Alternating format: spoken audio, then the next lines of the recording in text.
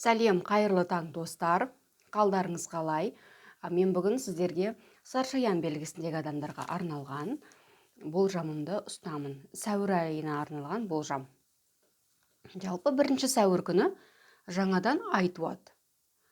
Жалпы сәуір айында өте көп оқиғалар болады. Солардың бірі Уран келеді. Уран деген өте барлық жұмысты аяқ асты өзгертетін планета. Ретроград болады, черная луна, затмение келеді. Солардың барлығы адамдардың өміріне әсер етіп, көптеген оқиғалар болады. Енді осыларды рет-ретімен айта кетейін. Жалпы бұл астрологияға сенген адамға да, сенбеген адамға да бұл әсер етеді. Жалпы шаршаян белгісіндегі адамдар жаңа ай 6-шы домға келіп тұр екен. 6-шы дом жалпы жұмыс пен денсаулықтың секторы. Жаңа айда мүмкін сіздер жаңа жұмысқа орналасасыздар. Жалпы жаңа жұмысқа орналасуға өте қолайлы кезең. Немесе сіз жұмыс жасап жатқан мекемеде мекеме жабылып қалып, жұмыстан шығып кетуіңіз де ықтимал. Немесе өзіңіздің бизнесіңіз болса, бизнеске көмекшілер аласыз. Немесе өзіңіздің жұмысыңызда бір әріптестеріңізде бір жаңалықтар болады. Жұмысыңызға бір жаңадан әріптестер келеді. Немесе біреу жұмыстан шығып кетеді. Осы сияқты бір жұмысыңызда өзгерістер болады. Одан кейін денсаулығыңызды міндетті түрде тексеруден өткізесіз. Егер өткізбесеңіз, енді денсаулығым мазалап жүр деген сияқты әңгіме болады. Одан кейін жаңадан шыққан бір дәріні қабылдайтын боласыз. Жаңа идея ойлап, өміріңіздегі бір проблеманың шешімін табуға тырысасыз. Жалпы Уран бұл айда 7-ші домға келіп тұр екен. 7-ші дом жалпы адамдармен ара қатынасты білдіреді. Жолдасыңызбен, әріптесіңізбен, досыңызбен, көршіңізбен, группаласыңызбен, үйдегі адамдармен қарым қатынасты білдіреді. Ал Уран өзгерістің планетасы, аяқ асты өзгерістің планетасы. Жалпы осыған байланысты бір кез келген қарым қатынаста аяқ асты өзгерістер болады деген сөз. Уақытша бір достарыңызбен, жолдасыңызбен, көршіңізбен сөйлеспей қалуыңыз мүмкін. Мүмкін даже ажырасу қаупі жоғары. Аяқ асты шетелдің адамдармен, басқа ұлттың адамдармен таныстық болады. Мүмкін серіктесіңіз бизнестен кетеді.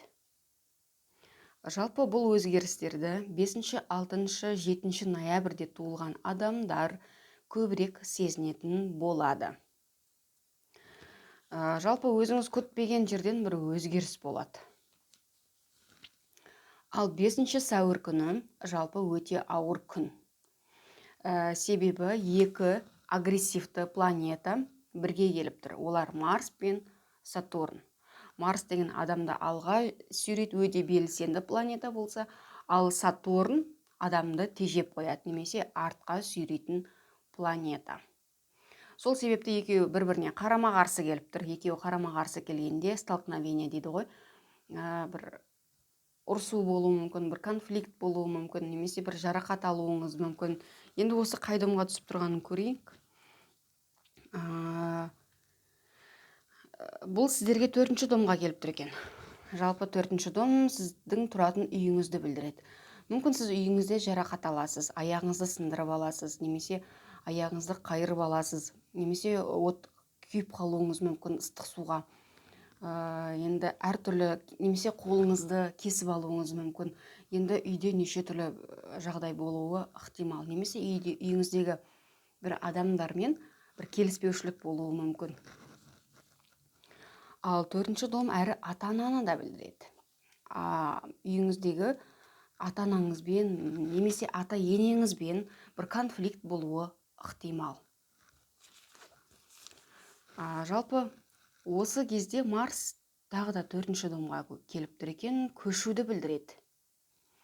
Көшкіңіз келіп тұр, басқа жаққа, басқа үйге көшкіңіз келіп тұр, бірақ Сатурн көшкісі келмейді. Себебі Сатурн деген адамды кез келген жағдайды тежеп қояды ғой. Көшкіңіз келсе де көшуге мүмкіндік болмайды. ақшаңыз болмай қалуы мүмкін, үй сатылып кетуі мүмкін, ол квартирада тұратын адамдар кетпейтін болуы мүмкін. Сондай бір жағдайлар болып көшуге көшпейсіз. Жалпы бұл өзгерісті, үйге қатысты өзгерістерді 14-ші, 15-ші, 16-ші ноябрьде қарашада туылған адамдар көбірек сезінетін болады. Ал 6-ші сәуір күні Венера өзінің белгісін өзгертіп 5-ші домға келіп тұр. Жалпы 5-ші дом махаббатты, баланы, шығармашылық жұмысты, өзіңіздің бизнесіңізді білдіреді. Мүмкін балаңызда жақсы жаңалық болуы ықтимал. Өзіңіздің бизнесіңіз бар болса, бизнесіңізге бір ақша келеді. Жалпы Венера ақшаның белгісі болғандықтан ақша келеді. Одан кейін 9 мен 12-ші сәуір аралығында Юпитер мен Нептун бірге келеді. Жалпы бұл екі планета 5-ші домға келіп тұр екен. Ал 5-ші дом махаббатты білдіреді. Танысу болуы мүмкін, махаббат айы болуы мүмкін, немесе бала дүниеге келеді. Бала көтересіз. Осы балаға қатысты бір жаңалықтар болады. Шығармашылық жағынан бір жетістікке жету мүмкіндігі бар. Жарыста, көрмеде, концертте, осындай бір шығармашылық жұмыста, кітап шығаруда, әртүрлі енді шығармашылық жұмыстарда жеңіске жетесіз. Егер бизнесіңізді сатқыңыз келсе, оны жеңіл шығаруға болады, сатуға болады. Ал 12-ші сәуір күні Меркурий өзінің белгісін өзгертіп 7-ші домға келіп тұр екен. 7-ші дом басқа араласатын, сөйлесетін адамдарды білдіреді. Ал Меркурий жаңалықтың, ақпараттың, СМС хатты алып келетін планетаны айтады. Яғни жолдасыңызда, көршіңізде, досыңызда, күнделікті сөйлесіп жүрген үйіңдегі адамдарыңызда жаңалықтар болады деген сөз. Одан кейін немесе хат аласыз. Адамдармен келіссөз жүргізесіздер. Ал 15-ші сәуір күні черная луна келеді. Жалпы черная луна деген адамның бір қорқынышын білдіреді. Адам қатты қорыққан кезде негативті эмоциясын көбірек шығаратын болады. Осы черная луна негативті энергиямен қоректенеді. Жалпы астрологияда солай дейді. Бұл черная луна 9-ші домға келіп тұр екен. Черная луна жалпы бұл сүлік сияқты ғой, адамның барлық бір позитивті энергиясын алып қояды да, сол негативті энергиямен бір адаммен ұрысады ғой, сомен қоректенеді. Ал 9-ші дом шетелмен, халықаралық істермен, немесе бір басқа ұлттың адамымен танысуды білдіреді. Жалпы халықаралық істерді білдіреді. Саяхаттау мүмкін, загранпаспорт, виза деген сияқты бір кедергі болуы мүмкін. Себебі бұл жерде черная луна тұр. 9-ші дом әрі публикацияны, білім алуды білдіреді. Мүмкін енді интернетке өзіңіз жайлы бір публикация шығарсаңыз, ол шықпай қалу, интернетке байланысты шықпай қалуы ықтимал. Немесе білім алуда емтихан тапсыра алмай қалуыңыз мүмкін. Немесе деканмен, оқытушыларыңызбен, мұғалімдермен бір конфликт жағдай болуы мүмкін. 9-ші дом әрі сот ісін білдіреді. Егер сот ісі болып жатса, сіздің пайдаңызға шешілмейді. Себебі бұл жерде черная луна тұр. Жалпы бұл черная луна соңғы 2013 жылдың маусым айынан 2014 жылдың наурыз айына дейін келген. Жалпы естеріңізге түсіріп көріңіздер, бұл кезде қандай оқиға болды. Соған ұқсас бір оқиғалар қайталанады деген сөз. 16-ші сәуір күні ай толады. Ол 12-ші домға келіп тұр екен. 12-ші дом бір жұмыстың, бір дүниенің аяқталуын білдіреді.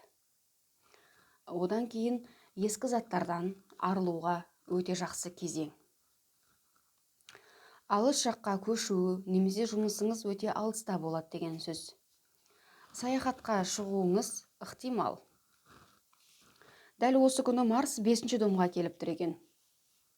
Ал 5-ші дом өздеріңіз білесіздер, баланы, махаббатты, шығармашылық жұмысты, өзіңіздің бизнесіңізді білдіреді.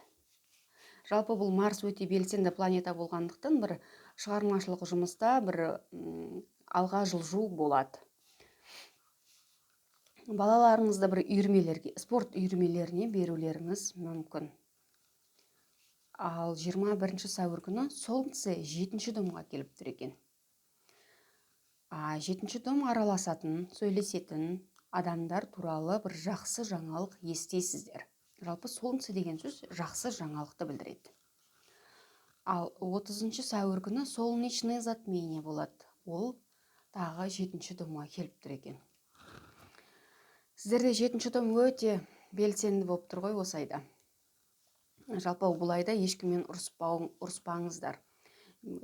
Көп жағдайда үндемеуге тырысу керек, себебі 8-ші дом өте активный болып тұр. Жалпы солнечный затменияны 1 мен 6-шы қарашада туылған адамдар көбірек сезінетін болады. Жалпы 7-ші дом некені, серіктестікті білдіреді. Солнечный затмение жаңа дүниенің бастамасы. Демек, некеге, жұмысқа байланысты өзгерістер болады деген сөз. Мүмкін жаңадан некеге тұрасыздар, немесе ажырасып кетесіздер. Бизнесіңізге жаңа серіктес табасыздар. Сатып алу процесі болады.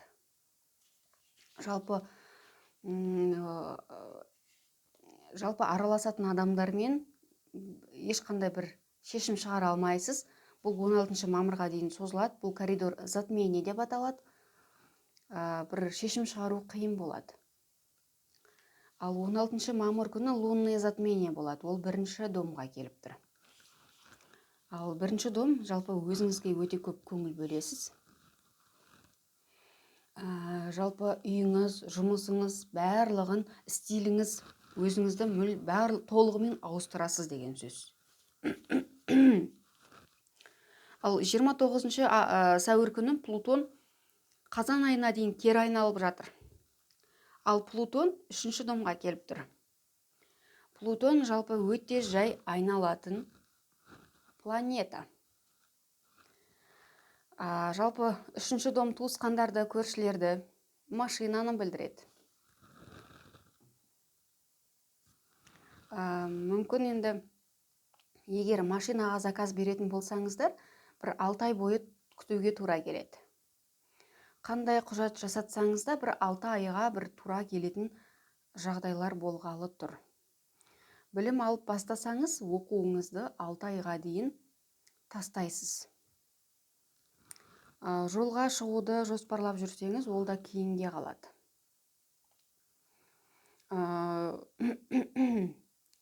Жалпы бұл жерде арақатынас тақырыбы сіздерде өте өзекті болып тұр енді.